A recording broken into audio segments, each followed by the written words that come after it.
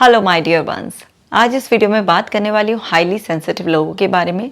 वो लोग जो इमोशंस को कुछ ज़्यादा ही फील करते हैं। अगर आप उन्हें अच्छे से ट्रीट ना करें तो जल्दी ही दुखी हो जाते हैं, थोड़े टची होते हैं, छुई मुई जैसे होते हैं, बड़े नाजुक से जल्दी ही मुरझा जाते हैं। लेकिन वही लोग अगर अपने इमोशंस को अच्छी तरह से यूज़ करें तो वो उनकी स्ट्रेंथ भी बन जाते हैं और बड़े बड़े करिश्मे भी कर दिखाते हैं ऐसे लोग। तो आप उन्हें कैसे अच्छे से डील कर सकते हैं जब भी आप उनके आसपास हो, उनसे बातचीत कर रहे हो, उन्हें कैसे कंफर्टेबल कर सकते हैं, उन्हीं टिप्स के बारे में हम जानेंगे। वीडियो को शुरू करें इससे पहले आप ऐप को डाउनलोड कर लीजिए। जब आप ऐप को डाउनलोड करेंगे तो उसमें मिलेंगे आपको बहुत सारे मेडिटेशन, ब्रीदिंग एक्सरसाइजेस और अफर्मेशंस। उसे आप करेंगे तो आपका माइंड बहुत काम होगा, आपके अंदर वो पावर बढ़ जाएगी जिससे आप खुद को और दूसरों को भी अच्छी तरीके से हैंडल कर पाएंगे। डियर डिप्रेशन लेट्स ब्रेकअप, जो कि एक मास्टरपीस है, ज़रूर पढ़ें और पढ़ाएं। तो चलिए वीडियो शुरू करते हैं। पहला टिप है लिसन अटेंटिवली। जो भी इंसान हाईली सेंसिटिव है वो इंसान आपकी अटेंशन चाहता है, और किसी को अटेंशन देने के लिए सबसे अच्छा है आप उसे बहुत अच्छी तरीके से सुने। तो सुनना सिर्फ कान से नहीं है, सुनना आँखों से भी है। यानी कि जब ऐसे पर्सन से आप बात करें तो उसकी तरफ देखें, उसके जो भी एक्सप्रेशन है वर्बल नॉन वर्बल, उसको साथ के साथ एक्नॉलेज करते रहें और कुछ ऐसे इंपॉर्टेंट क्लूज़ को अपने दिमाग में साथ के साथ फीड करते रहें, ताकि अगर आपको रीफ्रेस करना पड़े, किसी भी तरीके से कोई डिस्कशन फर्दर करना पड़े, तो आप उन्हीं की लैंग्वेज के कुछ वर्ड्स पकड़कर जब आप उनसे बात करेंगे तो वो बहुत ज़्यादा कनेक्टेड फील करते हैं। उनको लगता है कि आप उन्हें बहुत इंपॉर्टेंस दे रहे हैं, क्योंकि आपने उन्हीं के वर्ड्स को, उन्हीं के देवे क्लूज़ को पकड़ कर बात की है। तो उनको बहुत ही ज़्यादा अच्छा फील होता है कि हाँ, उनको बहुत अच्छी इंपॉर्टेंस मिल रही है और उनकी बातों को बड़े ही ध्यान से सुना जा रहा है। वैसे हाईली सेंसिटिव लोग कैसे होते हैं, इस पर मैंने ऑलरेडी बहुत सारी वीडियोस बनाई हुई हैं, आपने अगर अभी तक नहीं देखी हैं तो ज़रूर देख लीजिएगा। दूसरा, आपको क्या करना होता है, बी एम्पैथेटिक। अब हाईली सेंसिटिव है ना, सेंसिटिव थोड़ा बहुत हम सभी होते हैं, इमोशंस तो हम सभी के अंदर होते हैं और हम फील करते हैं। लेकिन जब हाईली वर्ड जुड़ गया तो यानी कि कुछ ज़्यादा ही ऐसा सेंसिटिव पर्सन, तो उसको समझने के लिए आपको एम्पैथेटिक होना बहुत ज़्यादा ज़रूरी है। एम्पैथी एक ब्यूटीफुल आर्ट है जिसमें आप सामने वाले को उसी की तरह से एक्सेप्ट करते हैं, उसे समझते हैं, अपनी मीनिंग्स नहीं लगाते। अगर वो पर्सन ज़्यादा अपने इमोशंस को फील कर रहा है और एक्सप्रेस कर रहा है तो आप ये नहीं कि तुम कुछ ज़्यादा ही फील करते हो, बहुत ही ज़्यादा टची हो, सेंसिटिव हो, इतना तो इसमें कोई बात ही नहीं थी। नहीं, आप समझिए, हो सकता है कि आपके लिए इतनी बड़ी बात ना हो लेकिन सामने वाले पर्सन के लिए वो बात बड़ी हो सकती है। तो आपको अपने हिसाब से नहीं, उसके हिसाब से समझना है कि क्या उसके लिए बड़ा छोटा है, क्या उसके लिए इम्पोर्टेंट है, या क्या यूं ही है। इंसान की सबसे बड़ी प्रॉब्लम होती है कि वो अपने हिसाब से सामने वाले को समझना चाहता है। अगर मेरे लिए कोई बात बड़ी नहीं है तो इसमें कौन सी बड़ी बात है, नहीं, उसके लिए है वो बड़ी बात। और जब आप ऐसे समझ जाते हैं सामने वाले को, सामने वाले की तरह से स्वीकार करते हैं, समझते हैं, तो तभी कहा जा सकता है कि आपके अंदर बहुत एम्पैथी है। और ऐसा पर्सन जो इमोशंस को ज़्यादा फील करता है उसको आपकी एम्पैथी चाहिए होती है। अब एम्पैथी का मतलब बेचारापन नहीं होता कि आप उसके लिए ऐसा हाय बेचारा वाली फीलिंग रखने लग जाए।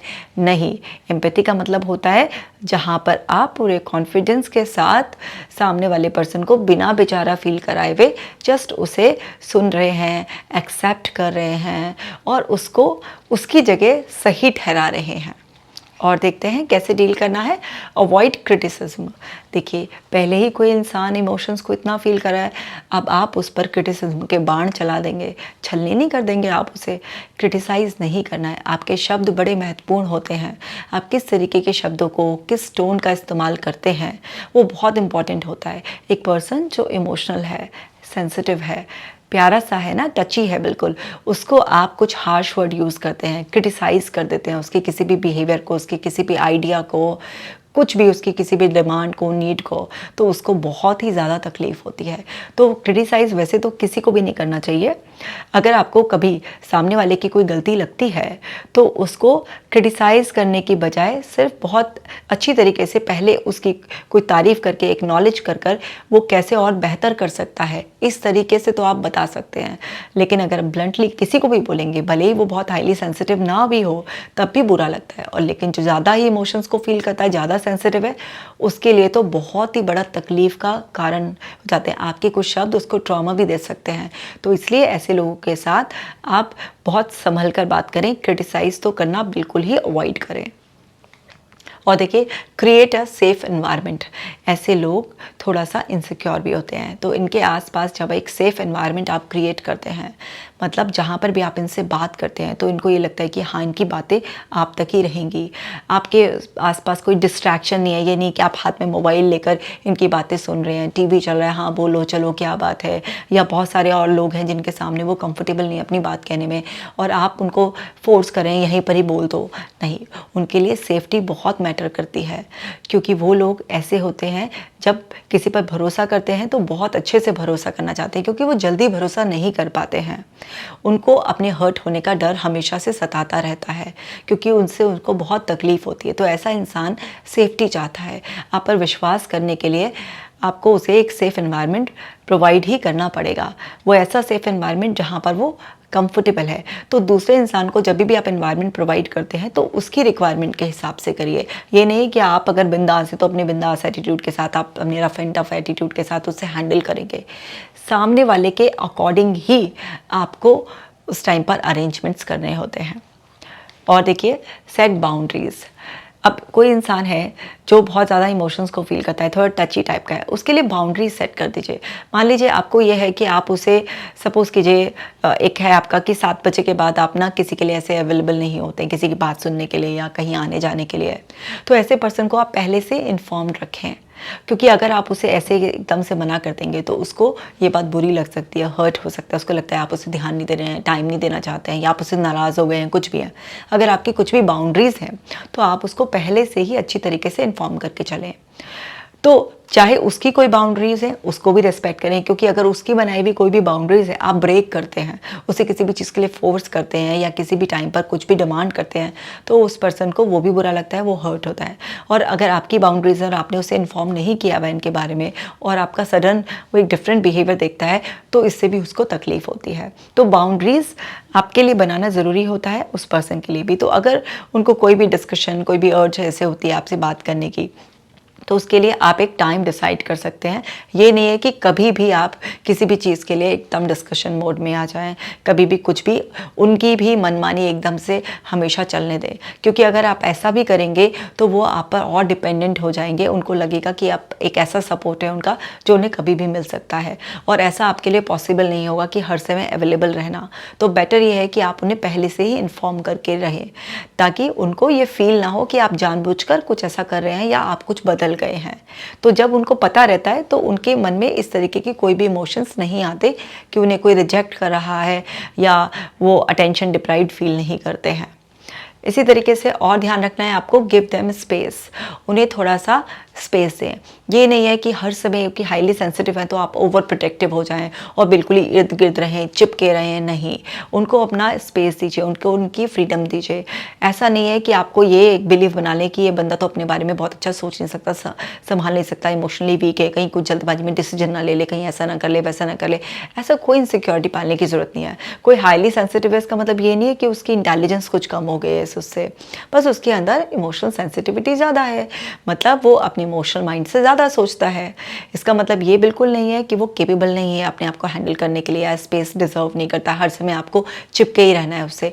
ऐसा कुछ भी नहीं है। उसको अपना स्पेस दीजिए। सपोज़ वो किसी बात पर अपसेट है, अभी बात करने के मूड भी नहीं है, अभी बताओ क्या हुआ, मुझे क्लियर हो रही है। अरे नहीं, थोड़ा सा उन्हें टाइम दीजिए, कोई बात नहीं, उनको स्पेस दीजिए। हर इंसान को स्पेस चाहिए होता है। ऐसे पर्सन को अपने थॉट्स को रिफ्लेक्ट करने के लिए, अपने इमोशंस को अंडरस्टैंड करने के लिए थोड़ा टाइम चाहिए होता है। तो उन्हें रिफ्लेक्शन का टाइम तो दीजिए। जैसे ही उनका वो रिफ्लेक्शन प्रोसेस पूरा हो जाएगा, फिर से वो आपके क्लोज आ जाएंगे। तो ऐसा पर्सन अगर ये बोलते हैं अभी मुझे बात नहीं करनी है, मुझे अकेला छोड़ दो, तो चिपकना नहीं है, उसको थोड़ा सा अकेला छोड़ दो, उसको रिफ्लेक्ट करने का टाइम दो। ऐसे इनसिक्योरिटी नहीं कि इमोशंस में आके कुछ कर ना ले, अरे कुछ नहीं होगा। वो इंसान इमोशंस को ज़्यादा फील ज़रूर कर रहा है, लेकिन वो इंसान ऐसा थोड़ा ना है कि बिल्कुल ही बुद्धि समझ खो चुका है। तो यहाँ पर थोड़ा सिक्योर फील करते हुए उनको उनका स्पेस ज़रूर देना चाहिए। यूज़ जेंटल लैंग्वेज, है ना। अब यहाँ पर आपको जो भी उनसे वर्ड्स बोलने हैं, केयरफुल, आपकी टोन, आपकी बॉडी लैंग्वेज, आपके फेशियल एक्सप्रेशन, सब कुछ वर्बल नॉन वर्बल लैंग्वेज आपकी बहुत अच्छी होनी चाहिए, क्योंकि ऐसे पर्सन के अंदर दिमाग में कुछ वर्ड्स के कुछ स्पेसिफिक मीनिंग होते हैं। वैसे तो हर इंसान के दिमाग में ही कुछ वर्ड्स के मीनिंग होते हैं ना। अब जैसे फॉर एग्जांपल एक साला वर्ड है, अब साला एक रिश्ता भी है और साला ऐसे एक गाली भी है, और साले को एक स्लैंग लैंग्वेज की तरह से इस तरीके से आम बोलचाल की भाषा में यार दोस्तों में भी इस्तेमाल करते हैं। अभी इसकी टोन बदलते ही, आपके फेशियल एक्सप्रेशन बदलते ही इसकी मीनिंग बदलने लग जाते हैं। तो आपको समझना है कि किस इंसान के दिमाग में किस वर्ड का क्या मीनिंग है। ये तो आपको अभी एकदम से समझ आ नहीं सकता। अभी कुछ लोगों के सामने आप साला साला ऐसे करेंगे तो नॉर्मल ऐसे लगेगा, किसी को साला भी बड़ी गाली सी लग सकती है ना। तो समझने वाली बात यह है कि आप ऐसे लोगों के साथ जब डील करें तो कुछ ऐसे सॉफ्ट वर्ड्स का ही इस्तेमाल करें, क्योंकि आप अभी उन्हें जानते नहीं हैं। जब आप उन्हें बहुत अच्छी तरीके से जान जाएं उनकी नेचर को, क्योंकि एक पर्सन के अंदर सिर्फ एक ही पार्ट नहीं होता, उसके मल्टीपल पार्ट्स होते हैं। जब आप एक पर्सन के अंदर अच्छे से इन्वॉल्व हो जाते हैं तो आप उसका एक नहीं अनेकों पार्ट से मुलाकात कर लेते हैं। ये एक झूठा भ्रम है कि हम सबकी एक पर्सनैलिटी थी, हम सबके अंदर कई सारे पर्सनैलिटी के रूप होते हैं। तो जब आप उसकी बहुत सारे अलग अलग पर्सनैलिटी के रूपों से मिल लें तो उसके बाद आप थोड़ा सा इनफॉर्मल लैंग्वेज यूज़ कर सकते हैं, लेकिन शुरुआत में उस पर्सन के साथ सोच समझ के आपकी बॉडी लैंग्वेज और आपकी वर्बल लैंग्वेज को आपको यूज़ करना है। जब आप उस पर्सन को समझ जाएंगे कि ये पर्सन अपनी खुद की इंटरप्रिटेशन नहीं निकालता, ये person as it is information को नहीं लेता, बल्कि वो पर्सन क्या है, सोचकर समझकर, मतलब इतना अंडरस्टैंडिंग लेवल रखता है कि वो एक बात के डिफरेंट मीनिंग हो सकते हैं, और अगर उससे कहीं कन्फ्यूजन हो तो वो क्लियर कर लेता है, ना कि अपना कोई मीनिंग निकालकर, अपनी कोई इंटरप्रिटेशन निकालकर बुरा मानकर बैठ जाता है। तो जब आप उसे इस लेवल पर समझ लें तो थोड़ा बहुत आप उसके साथ इनफॉर्मल मजाक या इस तरीके से हल्का फुल्का सरकास्टिक भी हो सकते हैं, लेकिन एक अच्छा बॉन्ड बनने के बाद। लेकिन अगर आप एक बिगनिंग स्टेज पर हैं तो थोड़ा अपने लैंग्वेज के बारे में केयरफुल रहिए, वरना आप उन्हें हर्ट कर देंगे। और देखिए, ऑफर रीअश्योरेंस, ऐसा पर्सन जो बहुत सेंसिटिव होता है ना, इमोशन से डील कर रहा होता है, लॉजिक कम लगा रहा होता है। अब लॉजिक और इमोशंस पे बैलेंस होता है तो वो एक रीजनेबल माइंड होता है। अगर आप हाईली लॉजिकल होते हैं तो भी प्रॉब्लम है, हाईली इमोशनल होते हैं तो भी प्रॉब्लम है। तो एक बैलेंस्ड माइंड के लिए बड़ी प्रैक्टिस चाहिए होती है। तो ऐसा पर्सन जो इमोशनल माइंड से ज़्यादा डील करता है तो उसको कई बार रीअश्योरेंस की ज़रूरत होती है। तो कई बार आप देखें, उसकी रीअश्योरेंस मांगने से पहले ही आप उसे अपने एक्सप्रेशन से, अपनी आईज़ से, अपनी बातों से थोड़ा ये रीअश्योर कर दें कि जो आप कह रहे हैं सही है, या वो जो सोच रहा है वो सही है, क्योंकि ऐसे पर्सन को कभी कभी रीअश्योरेंस की ज़रूरत होती है। हाँ, लेकिन हैबिट ना डालें। अब ये भी नहीं है कि वो इतना ज़्यादा आप पर डिपेंड हो जाएं कि हर चीज़ के लिए आपसे रीअश्योरेंस ही मांगने लग जाएं। तो आपको उनका कॉन्फिडेंस शेक नहीं करना है बार बार रीअश्योरेंस देकर। सिर्फ आपको ये समझना है कि ऐसे इंसान को कभी कभी रीअश्योरेंस की ज़रूरत पड़ जाती है। तो जैसे ही आप उनकी नीड देखें तो थोड़ा आप उन्हें रीअश्योर कर दें। कभी वो आपसे रीअश्योरेंस मांगे तो इरिटेट होने की बजाय उन्हें रीअश्योर कर दें, क्योंकि ऐसा नहीं है कि वो समझदार नहीं है या उनमें बिल्कुल कॉन्फिडेंस जीरो है या उनकी सोचने समझने की शक्ति ख़त्म हो गई है। बस ये उनकी नेचर है। तो नेचर है, तो अगर किसी इंसान की ऐसी नेचर होती है और वो ऐसे कभी रीअश्योरेंस चाहता है, और रीअश्योरेंस में हमेशा एक पर्सन थोड़ा अपना जो डिज़ायर्ड उसके मन में होता है वही पे मोहर लगवाना चाहता है। तो बहुत ज़्यादा जब आप उनको ऐसे रीअश्योरेंस दे रहे हैं तो थोड़ा पहले उनका मन पढ़ लें कि वो चाहते क्या है। हाँ, बिल्कुल ही वो सही नहीं सोच रहे अपने लिए तो बहुत तरकीब से, है ना, बिना क्रिटिसाइज़ करे आप उनका अटेंशन जो है ना दूसरी तरफ भी ले जा सकते हैं। कि लेकिन पहले ये करने के बाद कि आपके पॉइंट से तो आप सही हैं, लेकिन अगर इस ऑप्शन को भी कंसिडर किया जाए तो एक बार सोच कर देखना, तो आप उन्हें वेल विशर की तरह बता सकते हैं। लेकिन अगर आपको लगता है सही है, बस थोड़े कंफ्यूज हैं, क्योंकि इमोशनल आदमी थोड़ा सा क्या है, इतना रीजनिंग वाला नहीं होता ना, तो थोड़ा सा समझता है कि कहीं ऐसा तो नहीं भावनाओं में बहकर ऐसा हो रहा है, तो वो थोड़ा सा आपसे एश्योरेंस चाहता है। तो आप जेंटली उनको उनका मन समझकर या फिर उनकी नीड जैसे भी आपको ठीक लगे उस हिसाब से थोड़ा सा उन्हें एश्योर कर दें।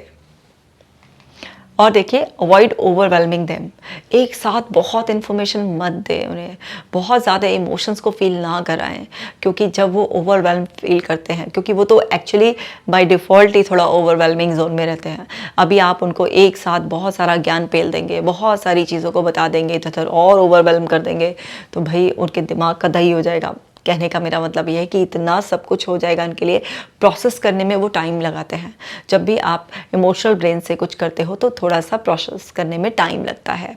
तो आपको समझना है कि उनको जितनी उनकी नीड हो सिर्फ उतनी ही इंफॉर्मेशन प्रोवाइड करें, क्योंकि वो हर चीज़ को ऐसे लॉजिक से अलग अलग कर नहीं, सब चीज़ों को इमोशन से कनेक्ट होकर देखते हैं वो। और जब भी आप किसी चीज़ का ऐसे कनेक्टिंग वो वेब बन जाता है तो उसमें ओवरवेलमिंग फील करता है, समझ में नहीं आता ना कि कहाँ से स्टार्टिंग कहाँ से एंड, ऐसा लगता है कि एक लूप में फंस गए हैं। तो थोड़ा इस बात का ध्यान रखते हुए उनको ओवरवेलमिंग फील ना कराएं, थोड़ा किश्तों में उनसे आराम से बात करें। और देखिए इनकरेज सेल्फ केयर।